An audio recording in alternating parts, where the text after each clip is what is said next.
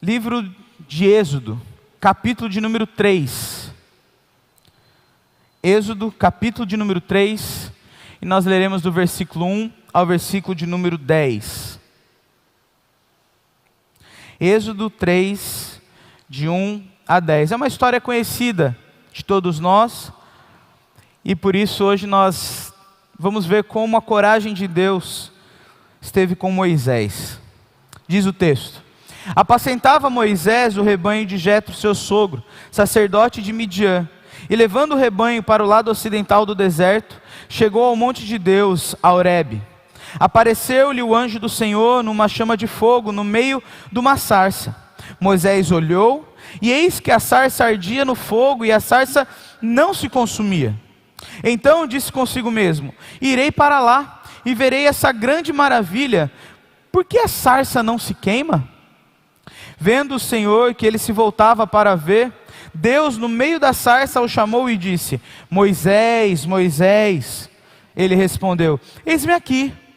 Deus continuou: não te chegues para cá, tira as sandálias dos pés, porque o lugar em que estás é terra santa. Disse mais: eu sou o Deus de teu pai, o Deus de Abraão, o Deus de Isaque, o Deus de Jacó. Moisés então escondeu o rosto, porque temeu olhar para Deus. Disse ainda o Senhor: certamente vi a aflição do meu povo, que está no Egito, e ouvi o seu clamor por causa dos seus exastores. Conheço-lhe o sofrimento, por isso desci a fim de livrá-lo da mão dos egípcios, e para fazê-lo subir daquela terra a uma terra boa e ampla, terra que mana leite e mel, o lugar do cananeu, do Eteu, do Amorreu, do Ferezeu, do Eveu, do Jebuseu. Pois o clamor dos filhos de Israel chegou até mim, e também vejo a opressão com que os egípcios os estão oprimindo. Vem agora, e eu te enviarei a Faraó, para que tires o meu povo, os filhos de Israel, do Egito. Vamos orar? Pai de amor, em nome de Jesus, que o Senhor fale ao nosso coração, Deus. Que o Teu Santo Espírito nos ilumine e que a Tua palavra nos confronte. Essa é a nossa oração, Deus, em nome de Jesus. Amém. Meus irmãos, uma das coisas importantes que todos nós devemos ou já percebemos é que existem coisas na nossa vida que são realmente impossíveis. Impossíveis de acontecer. Este homem, ele diz que não é só apenas ver o impossível, mas é tentar determinar ou distinguir o que é impossível do que é extraordinário. Na nossa vida vemos coisas que são impossíveis, mas também vemos coisas que são extraordinárias, ou seja, que fogem muito além daquilo que nós esperamos, mas que acontecem.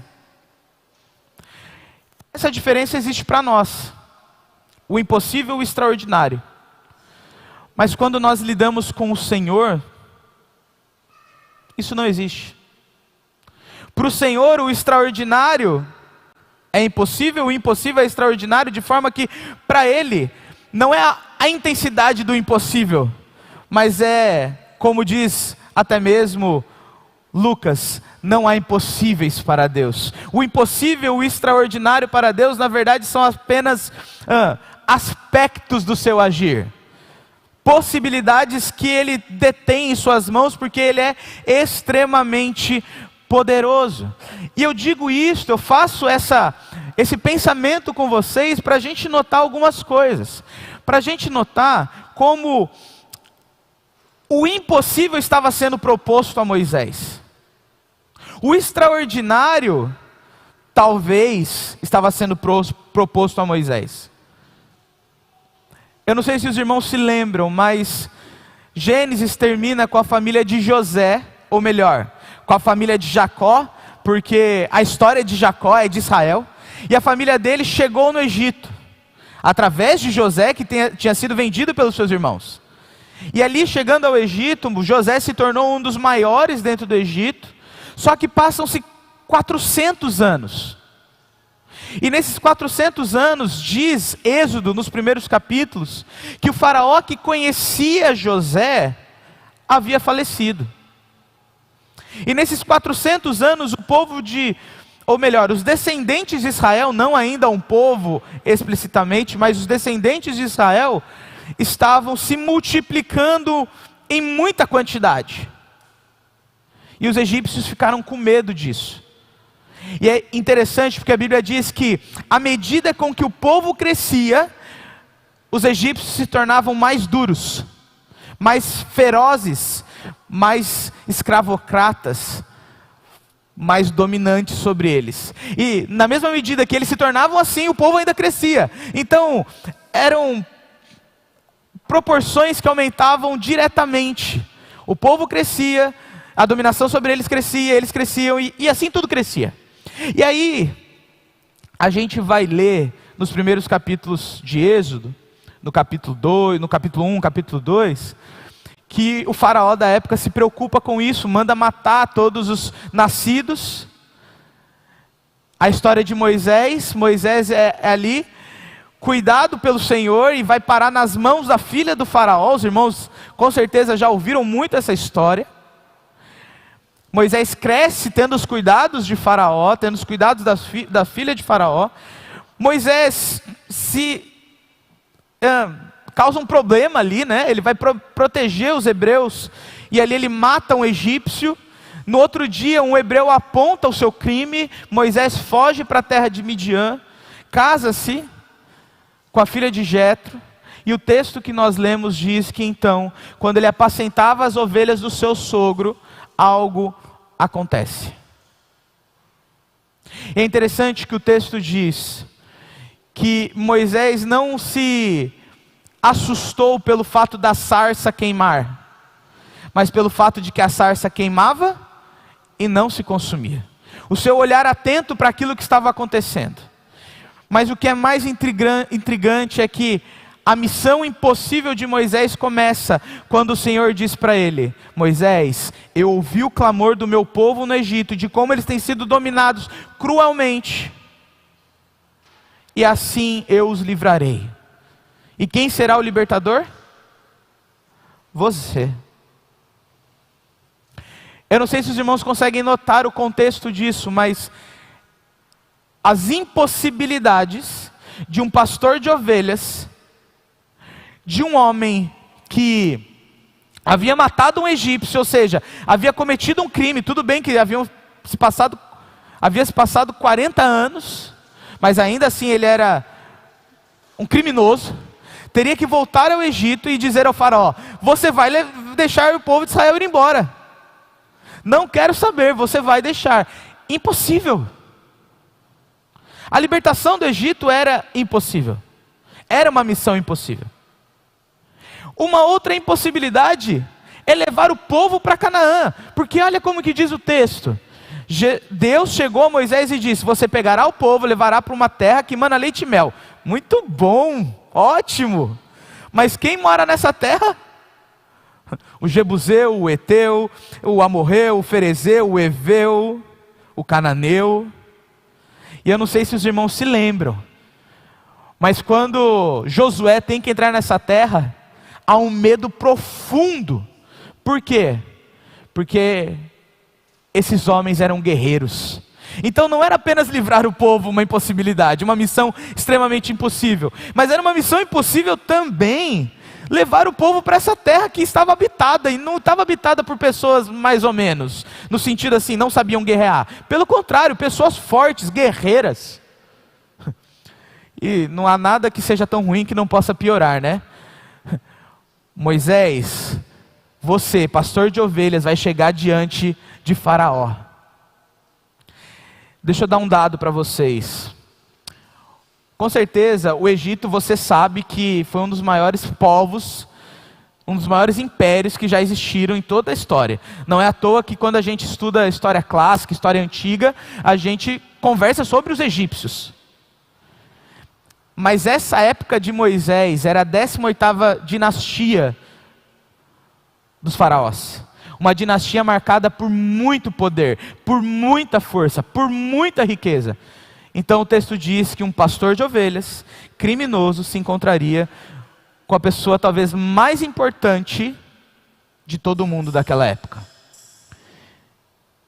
E para colocar a cereja do bolo, o versículo 22 do capítulo 3 diz: cada mulher pedirá à sua vizinha, à sua hóspeda, joias de prata e joias de ouro, e vestimentas, as quais porei sobre os vossos filhos e sobre vossas filhas, e despojareis os egípcios. Ou seja, você vai livrar, você vai para uma terra que está sendo habitada, você, pastor de ovelhas, vai chegar diante do maior imperador que este mundo já viu naquela época, e por último, você vai falar para o pessoal aí, pedir o ouro, a prata e as vestimentas dos egípcios para saírem do Egito mais ricos do que eles entraram. Queridos, se isso aqui não é um filme de Tom Cruise, Missão Impossível, eu não sei o que é. O contexto é este. E aí eu gostaria de propor a você que talvez como Moisés você faria as seguintes perguntas: Senhor, com que autoridade eu vou fazer isso? O Senhor está me propondo algumas coisas extremamente difíceis. Com que autoridade eu vou fazer isso? Talvez seria uma pergunta que nós faríamos. O Senhor fala para nós fazermos algo extremamente difícil, impossível nas nossas mentes, e daí nós diríamos: Senhor, como que nós vamos fazer isso? Uma outra pergunta talvez seja: Senhor, como as pessoas vão crer nisso que eu vou fazer? Como que as pessoas vão dar valor àquilo que eu estou fazendo? Senhor, e essa daqui talvez seja a mais importante: por que eu? Não podia ser outro? Por que que o Senhor me escolheu? Essas foram as perguntas de Moisés. Esses foram os 3 cenários pelos quais nós passaremos nessa manhã. A pergunta de que, com qual autoridade, como as pessoas vão crer nisso que eu estou falando? E Senhor, por que eu? Por que não o meu vizinho? Por que não o meu irmão? Perguntas que nós fazemos quando estamos diante de uma missão impossível. Então nesse mês que nós estamos falando sobre coragem, eu quero propor a você coragem de Deus para hoje. Não é uma coragem que vem de nós. Não é uma coragem que parte do meu coração, do seu coração. Mas é uma coragem que se origina no Senhor. Uma coragem que vem dEle e tão somente dEle. Coragem de Deus para hoje. E quando a gente começa a entender isso, a gente começa a entender que há uma íntima relação de Deus com o seu povo. O povo sofria muitos anos nas mãos dos egípcios, e Deus não está insensível e inerte em relação a isso. Pelo contrário, Deus não está insensível e nem inerte em relação à nossa vida e à nossa situação. Pelo contrário, Ele é o libertador da nossa vida. Por isso, a coragem de Deus para hoje, ela precisa entender sobre toda autoridade vem de Deus. Toda a autoridade vem de Deus. Versículo de número 11, Moisés pergunta: quem sou eu para ir a Faraó e tirar do Egito os filhos de Israel? E Deus, no versículo 14, responde a Moisés: Moisés, eu sou o que sou. Disse mais: assim dirás aos filhos de Israel: eu sou, me enviou a vós outros. Queridos, quando nós lemos isso, a gente não tem ideia de como isso mexeu com o coração de Moisés. Porque quando nós lemos isso, nós não temos ideia do que o eu sou significa para um judeu. O eu sou, para o judeu, é o Deus que de toda a criação, que de todo mundo, de tudo que existe, se importou com um povo e disse: eu sou sempre com vocês. Eu sou aquele que guarda vocês. Eu sou aquele que protege a vida de vocês. Eu sou Yahvé. Já ouviu falar? Já ouviu falar que os judeus tinham um tetragrama que não podia nem ser pronunciado? E Yahvé é esse tetragrama que nós, assim, cunhamos durante toda a história, que seria mais ou menos assim que eles falavam, ou que eles se remeteriam a Yahvé. Mas quando Moisés ouve isso, então, eu sou o que sou, o eu sou me enviou, ele está dizendo, aquele que nem é digno de ser mencionado pelas nossas bocas, está libertando o povo de Israel. Quando Deus diz que Ele é o eu sou, Ele está dizendo que Ele sempre, e vai ser redundante, tá? Mas entenda, Ele sempre é. Para Deus, entenda, não existe passado ou futuro, porque Ele sempre é. Ele sempre está. Ele é o mesmo hoje e sempre o será. A força disso significa que para um judeu não importa o tempo, importa que Deus está com ele. Para um judeu não importa se vai ser amanhã ou depois, ou se já foi. Para um judeu importa que Deus é sempre presente. A qualidade da ação, Deus está com eles. Queridos, toda autoridade vem de Deus porque Ele sempre estaria com o seu povo. O eu sou me enviou, não foi qualquer um. Então, o reconhecimento da autoridade de Deus sobre nós e sobre a missão, para nós, traz coragem, pois nos abre os olhos para a realidade de aquilo que fazemos pertence ao Senhor. Moisés, o que você vai fazer, você não vai fazer por causa de você, você vai fazer por causa de mim, porque eu vi a aflição do meu povo. E se meu povo sofre, e se eu tenho uma relação íntima com o meu povo, é a minha glória que está em jogo, não a glória do meu povo. Então o que você vai fazer pertence a mim, e você é apenas um instrumento nas minhas mãos.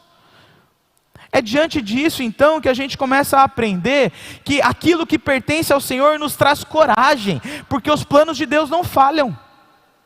Se nós continuássemos o texto, nós veríamos Deus dizendo assim: você vai, e deixa eu te dizer o que vai acontecer, você vai pedir a Faraó para que o povo saia e possa me adorar por 3 ou 4 dias. E o Faraó vai negar. O Faraó não vai deixar. E você então vai ter que agir de uma outra forma. E tudo isso você fará.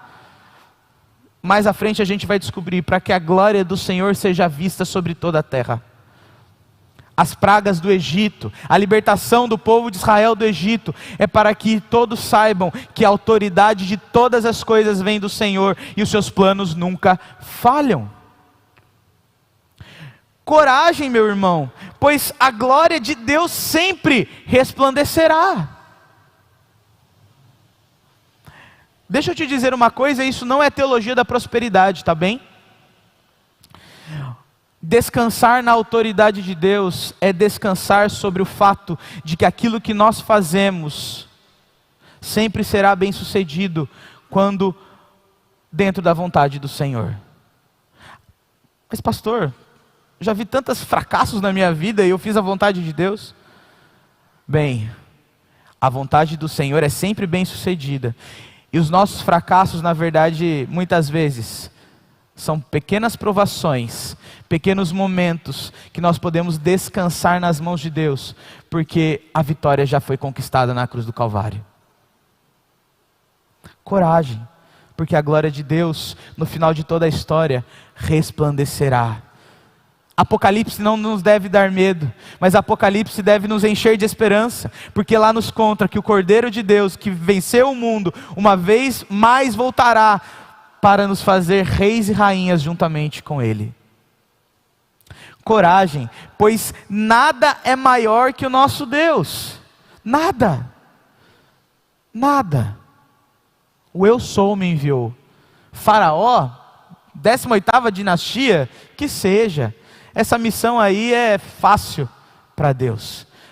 O que para nós é impossível e extraordinário, para Deus é extremamente possível.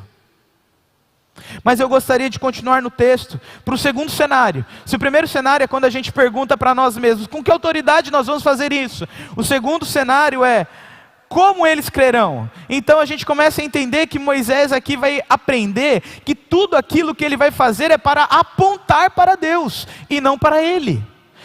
Lá no capítulo 4, respondeu Moisés: mas eis que não crerão e nem acudirão, ou seja, não ouvirão a minha voz, pois dirão, o Senhor não te apareceu. Como assim o eu sou apareceu para você? Versículo de número 2, perguntou-lhe o Senhor, que é isso que tem nas mãos? Respondeu-lhe, uma vara.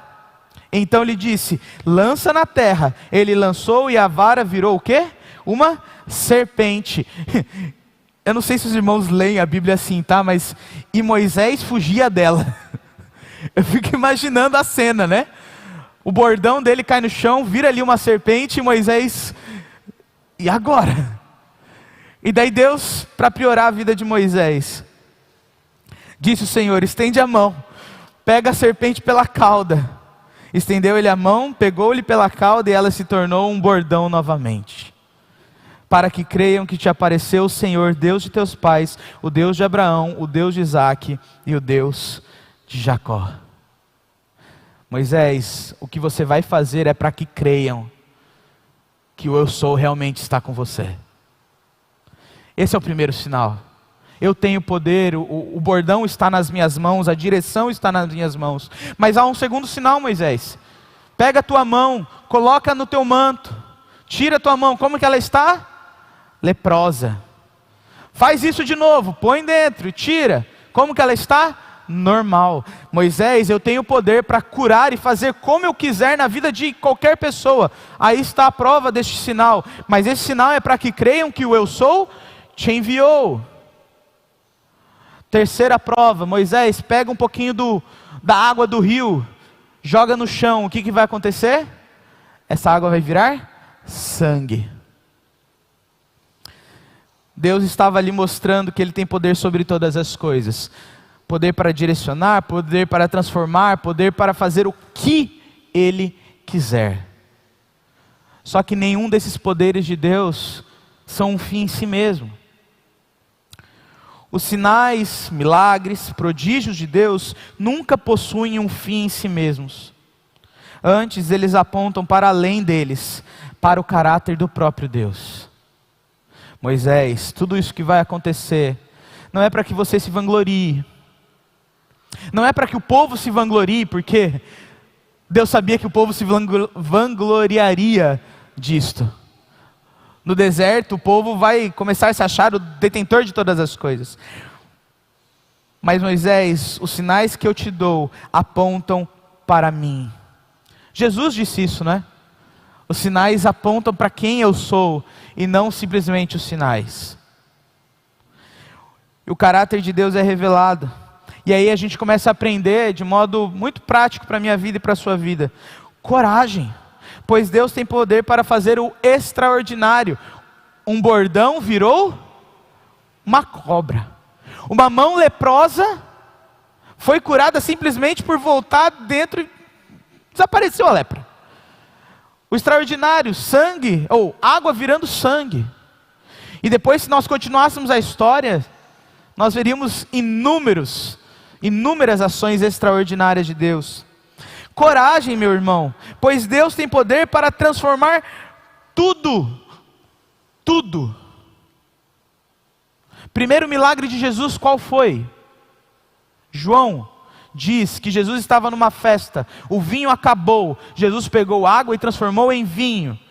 O importante ali era a água transformando em vinho? Não, o importante ali era mostrar que Jesus, o Filho de Deus, o Messias, tem poder para transformar tudo e todos em qualquer momento.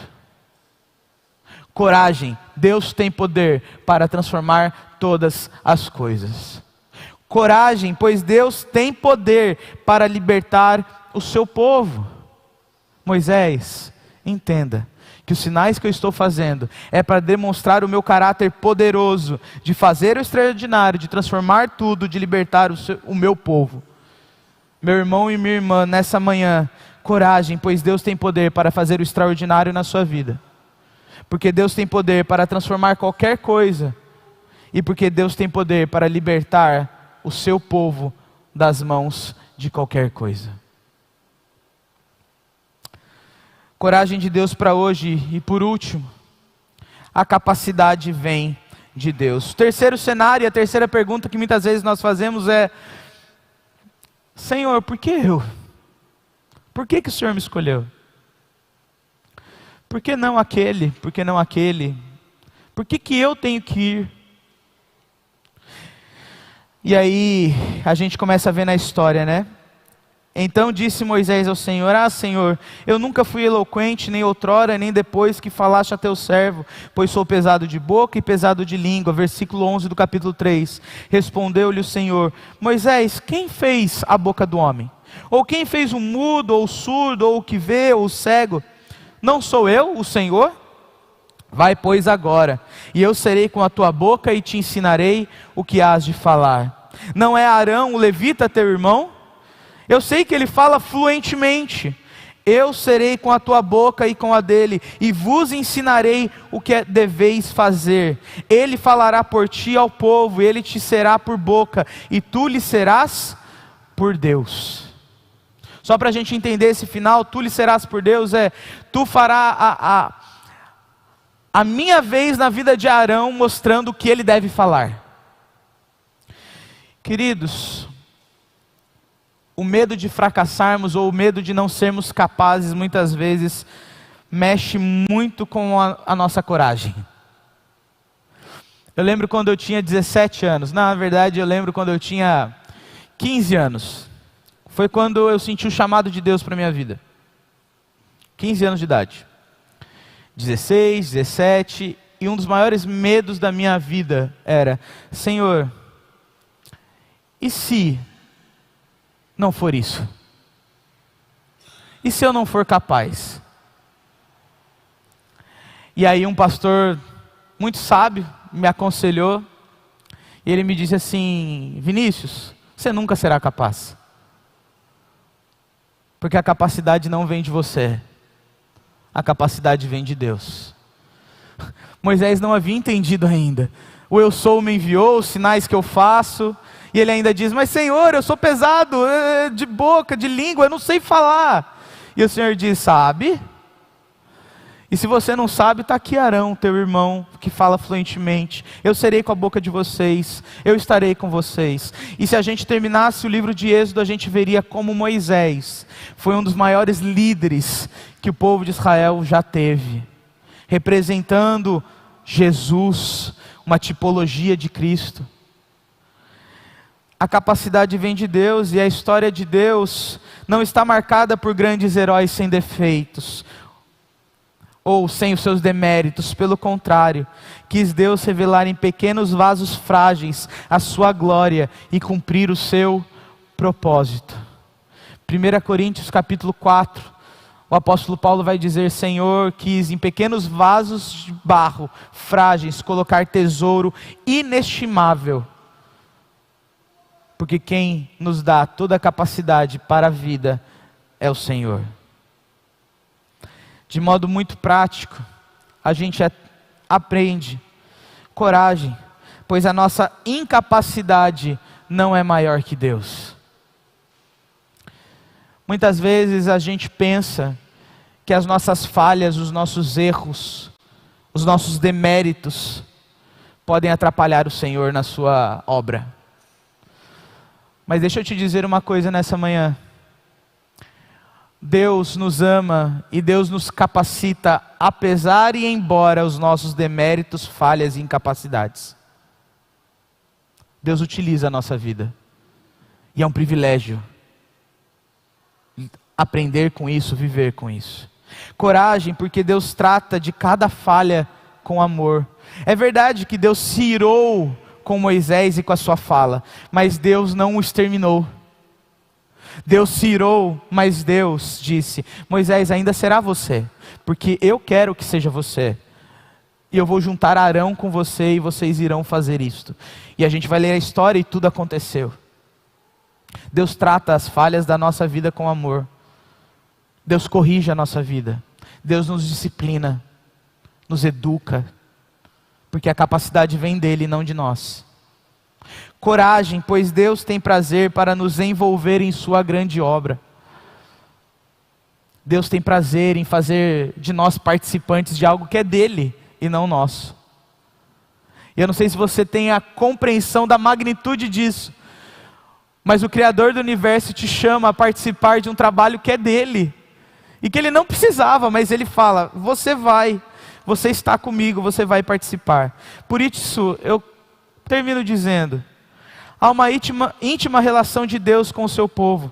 Deus é libertador da nossa vida, pois em Cristo houve autoridade do Pai para pagar o preço da liberdade. Houve sinais poderosos que apontaram o Salvador, e houve poder do Espírito para a obra da redenção. Jesus experimentou a autoridade do Pai. Jesus experimentou esses sinais que apontam para Deus, e Jesus experimentou o poder do Espírito sobre ele, o qual ungiu para pregoar libertação aos cativos, dar vista aos cegos